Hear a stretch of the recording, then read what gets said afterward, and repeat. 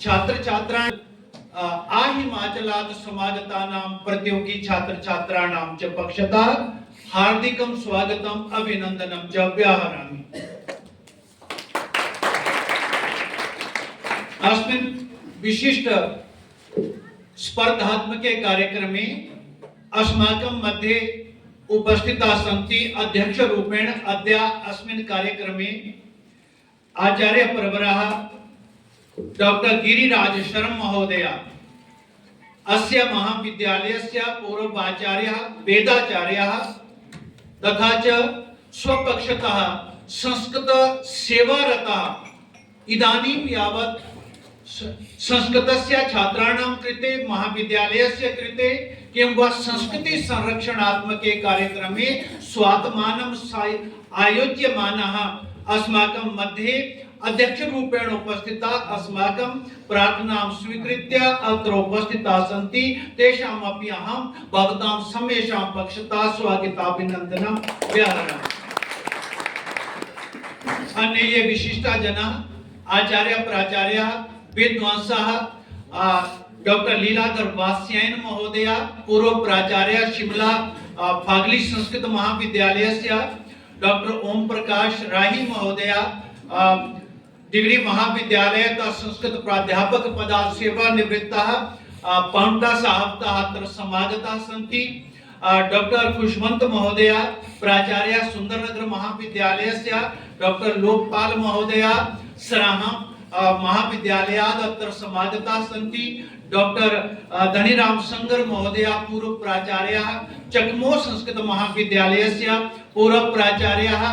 Doctor अस्माकं मध्ये विराजिताः सन्ति पंजगाई संस्कृत महाविद्यालयतः सेवानिवृत्तः डॉक्टर श्यामलाल महोदय।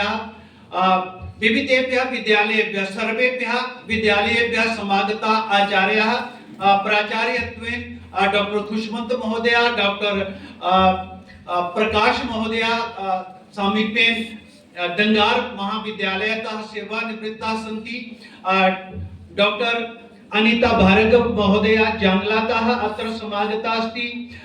डॉक्टर पंकज महोदय, डॉक्टर प्रतिज्ञा महोदय ये बलाहर विश्वविद्यालयतः अत्र समागता सन्ति। अन्ये अपि ये आचार्य प्राचार्य सर्वेभ्यः महाविद्यालयेभ्यः अत्र उपस्थिताः सन्ति। तेषाम् अहं समेषामपि स्वपक्षतः महाविद्यालय पक्षतः किंवा स्वकीय छात्र छात्राणां पक्षतः स्वागताभिनन्दनं व्याहरामि। प्रामुख्येन अस्माकं मध्ये एकः विशिष्ट विद्वान् वेदस्य अस्माकं छात्रभूतः वर्तते। ये खलु उन्नतः अत्र समागताः सन्ति। सौरभ महोदय तेषामपि अहं स्वागतं व्याहरामि। अन्येषां समेषामपि आचार्याणां प्राचार्याणाम् अध्यापक प्राध्यापकानां नाम विनैव तेषां स्वागताभिनन्दनं करोमि। प्रामुख्येन छात्र छात्राणां ये प्रतियोगितात्मके कार्यक्रमे स्वात्मानम् उपस्थापयितुम् अत्र आगताः सन्ति तेषाम् आधिक्येन अहं हृदयतः आभारं व्याहरामि। हमारी ये प्रतियोगिताएं सब जानते हैं। संस्कृत महाविद्यालय, विश्वविद्यालय बलाहर, अन्य विश्वविद्यालयों के संस्कृत विभाग, इन सभी विद्यालयों और डिग्री महाविद्यालय, इनके भी सभी जो संस्कृत पढ़ाने वाले विद्यार्थी हैं, पढ़ाने वाले आचार्य प्राचार्य हैं, उन सबको आमंत्रित कर करके एक दिशा देने के लिए कि हमारा प्रत्येक विद्यार्थी संस्कृत के माध्यम से अपनी बात जहां भी आवश्यक हो कहने की क्षमता वाला हो। पहला चरण यह है कि प्रतियोगिता में आकर के आप स्टेज पर खड़े होकर के अपनी बात कहें।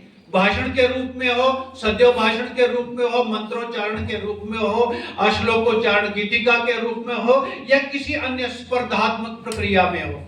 अगर आप ऐसा कर पाते हैं तो हम कहते हैं कि संस्कृत के विकास की दिशा में जब लोग बड़ा सहयोग नहीं करते हैं, हमें लगता है हम थोड़े उपेक्षित रहते हैं, तो उस सब का बड़ा कारण वो दूसरे लोग नहीं होते, मुझे लगता है कि हम लोग स्वयं हुआ करते हैं। हर आदमी को, मुझे याद है एक बार मैं पंजाब विश्वविद्यालय में रीडर के पद के लिए साक्षात्कार देने गया था। 10 आदमियों की टीम थी जो इंटरव्यू के लिए बैठी थी, और उसमें वहां के जो वाइस चांसलर थे, सोबती नाम के, पीछे कुछ और था मुझे नहीं याद है, तो वो पूछते हैं कि आप संस्कृत के विद्वान, हमने देखा है बड़े विद्वान बहुत जो है वो अच्छे प्रगाढ़ रूप में अपना ज्ञान रखते हैं, लेकिन संस्कृत का सब जगह प्रचार प्रसार नहीं हो पाता, क्या कारण है? ये उनका एक प्रश्न था बीच में। तो शुरू में तो हमें भी ऐसा लगा कि भाई इसमें क्या कहा जा सकता है, तो फिर मुझे ये कहना पड़ा कि कोई भी भाषा जो है वो विश्व में आज तक बिना राजकीय संरक्षण के कहीं पर भी विकसित नहीं हुई। अगर हम ये सोचें, लोक भाषाएं अपने अपने ढंग में विस्तृत होती हैं, लोग जानते हैं, व्यवहार करते हैं, बोलते हैं, चलते हैं, लेकिन किसी भी भाषा को, क्योंकि हमने अपने समय